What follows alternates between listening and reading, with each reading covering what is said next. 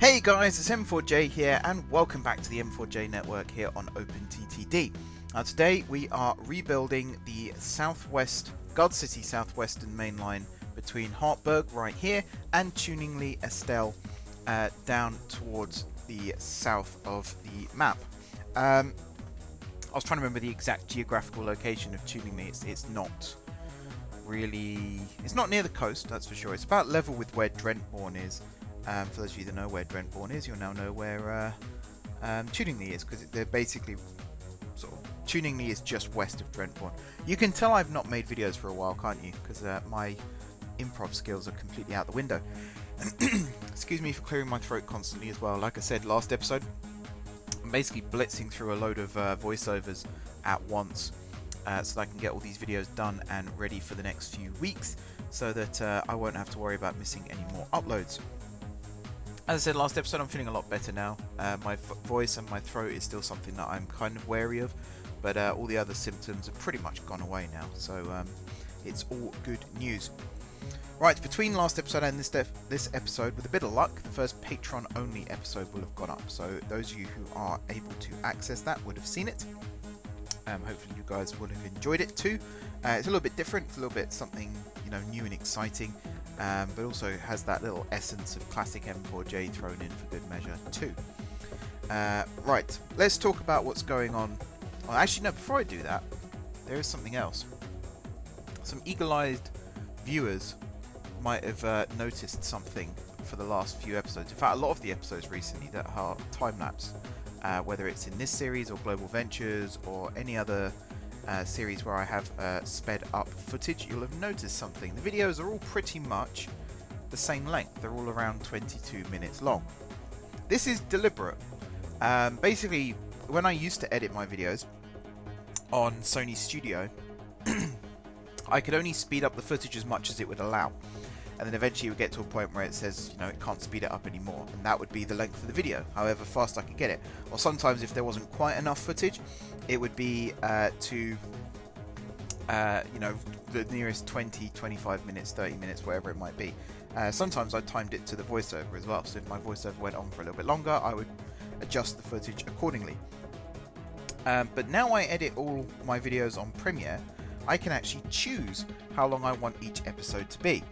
Now the number 22 might seem like a really strange and random number to a lot of people, but 22 is probably my favourite number, and it's a very vain and egotistical reason as to why.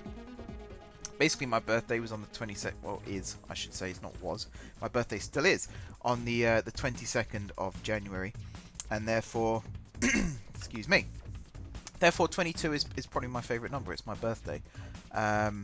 Plus, some of my favourite footballers over the years from my different teams have worn the number 22.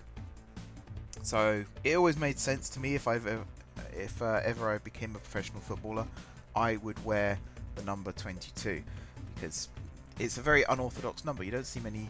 I mean, Willian for Chelsea used to wear 22. He now wears 10. But he's sort of the only sort of main big player for a big team wearing the number 22. For Newcastle, DeAndre Yedlin currently wears the number 22. Before that, I think Daryl Janmaat wore it. And I can't remember who wore it before him. And then for Stevenage, we've had players like Charlie Lee, Chuck Zaniki. Again, off the top of my head. Who wears it now? There is someone at the moment at Stevenage who wears the number 22 now. Can't remember off the top of my head. But anyway, 22 minutes is how long each video roughly is now. It's also to do with attention span. Some people don't like watching videos longer than 25, 30 minutes. So it kind of makes sense to make them 22 minutes. Now the way I process these videos now is if it's a single clip, it's 22 minutes. If there's multiple clips, which hasn't happened yet in this series, but it will do in the future, I'm sure. Each one will sort of be 20 to 25 minutes long, depending on how long each clip actually is.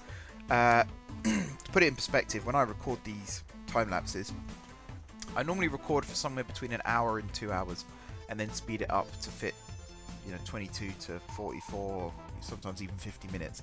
So that's the reason why. I know people are going to ask, so I want to jump in quickly and get the answer in first. before too many people ask the question, why are all your videos the same length? Why are they all 22 minutes? there's your answer. Now to talk about what's going on screen. So this is the sort of main route really between Gardcity and Tuningley. It crosses over a couple of main lines along the way. I think there is going to be another branch that comes out of Hartberg in the future, or just past Hartberg, so we'll have to add that one in accordingly as well. But this little thing here that I'm building is probably my favourite part of this route, and I'm really looking forward to actually seeing trains traverse it. Basically, the junction just before these tunnels you see on your screen, there was a junction just before those tunnels, and I had to slow the trains down to the sort of southern speed limit that I use for these junctions, which is 45 miles per hour. I think sometimes it only goes down to 60. It depends on the junction type. I have this thing of, you know, the realism initiative. Some junctions are 45, some are 60. Some, like on the high speed lines, were built for high speed, so you can go up to like 200 miles an hour and be absolutely fine. But because the train had to slow down to 45 miles per hour, there's then this really long tunnel, and then I had no straight track in which to put waypoints to speed the trains up again. So I thought, why not actually make the 45 miles per hour for the whole track, whether or not it goes round, or whether or not it uses the junction. So this little sort of chicane thing that we've got here kind of justifies the fact that the train slows down to 45 miles per hour. And then I'm putting all this landscaping in here to kind of justify the chicane. I will be throwing some trees on here soon so that it doesn't just look like a big brown hill, because that's ugly. But I'm really happy with it. I just think it's one of those little quirks that makes this route sort of stand out from the rest, because originally it was just a little branch line. I say branch line, it's a 4-track main line, but it's a branch of the Gardcity South Eastern route between Gardcity and Drentbourne. Whereas now it's got this nice little quirk to it, which means when trains use this route, it's another one of those things of, why do I use the route from Gardcity to Gardcity that goes via Drentbourne and Tuningley and Funston and things like that? So I know when we were talking about running direct trains between the two cities, Gardcity and Gardcity, a lot of people wanted the train to go down via Denston and that way. But that's actually, in terms of as the crow flies, it's the more direct route. But in terms of speed limits and things like that, I think it actually does take longer, and it's not built for that capacity. Whereas the 4-track route between Gardcity, Tuningley and Funston, Waterside Airport, Drentbourne, Gardcity, it's 4-track all the way. It doesn't go down to 2-track like the section between Bathurst Street and Denston, and also between Denston and is it Hinhill is the first station out of Denston on the southeastern main line, which you'll also see get populated. I think next episode has trains added to it. So that's the reason. It's all about justifying my decisions right now, because I know there are some sort of strange decisions that I've made over the months regarding this series and regarding how trains run and things like that, and some people still question the fact that I use realistic speed limits and all that kind of stuff. And I kind of like explaining it, because, you know, no one's knocked me for it, don't get me wrong, no one's criticised it necessarily, but it's always nice to sort of get that little explanation out there as to, this is why I do these things. Because, you know, people do play games their own unique way, and I think that's something that should be celebrated a lot more rather than questioned. But then at the same time, some people do like talking about why they make these decisions, and it kind of opens the door for other people to get the same or similar ideas. So yeah, that's kind of the reason why I've decided to do this. But this little route here, it is still going to get express and semi-fast and stopping services between Gardcity and Tuningley, so it needed to be upgraded. Plus there's also the little spur. There is one service that runs between Gardcity and Tuningley via a little connection between the two lines. I'm trying to remember the name of the stations, I can't remember off the top of my head, but we built it on stream many episodes ago now. We connected them, the two lines together on the slow lines, so that service could happen. And next episode you'll actually see me place that train and get it all set up and ready to go. In fact, here's the little section here. This is where the two main lines cross each other, just after this junction to the south there. And then the connection between them, you can't actually see it. In fact, now you can. It runs diagonally across between the two sets of main lines there. and that is used by a once an hour slow service between Gardcity and Tuningley Estelle, which I believe stops at all stations between Kingston and Tuningley. I don't think it does between Kingston and Gardcity though. I think it does skip out one or two along the way. That's basically, yeah, you know, this line is a a case in point of how I'm sort of learning to speed things up a little bit now and actually get these jobs done a little bit quicker. To put it in perspective, next episode you will see me add, I think it's 5 or 6 new services to the network. If I was to do that on stream, it would take the whole 2 hours. But because I was just working on my own, I could work at my own speed, I didn't have to stop and answer questions or anything like that. I was able to get the whole thing done in about 40-45 minutes. And I'm not complaining, by the way, about having to answer questions and stuff like that. It's kind of that thing of the more you distract yourself, the longer a job takes. And that's basically what the streams were. It was fun, it was nice interacting with people, but it made jobs a lot longer to get completed. So, you know, it swings and roundabouts basically. Going back to videos means I can get these things done a lot quicker, but then it also means I've got to add production time to each episode. But I'm not too fussed about that right now. I still think it was the right decision. You know, now that we're actually back making videos again, hopefully it justifies itself as being the right decision. I know it seemed a bit weird to go back to videos and then there was one video and then suddenly 2 weeks of nothing, but now we are back, we're up and running, all steam, full steam ahead, all systems go, and any other crappy saying that I can think of that means basically the same thing. So yeah, to get these jobs done a lot quicker, it means I can work on a lot more projects at once. So right now I'm sort of bashing out these rail projects, getting these trains up and running. Once all of the Gardcity Connect services are done, and I think there's, after next episode, I think there's like 2 or 3 more that need doing on the existing infrastructure. Plus once, I mean, I'm not going to build them next, but there's other little branch lines and things that we've planned out in the past that will also connect to Gardcity, so they will all be added in at some point in the future. But after next episode, I think we're actually going to switch from rail to a different mode of transport again, possibly air. That's one of the things I want to get connected now, is all the flights all around the map to stations that have airports connected to them. So Warnbridge Airport, for example,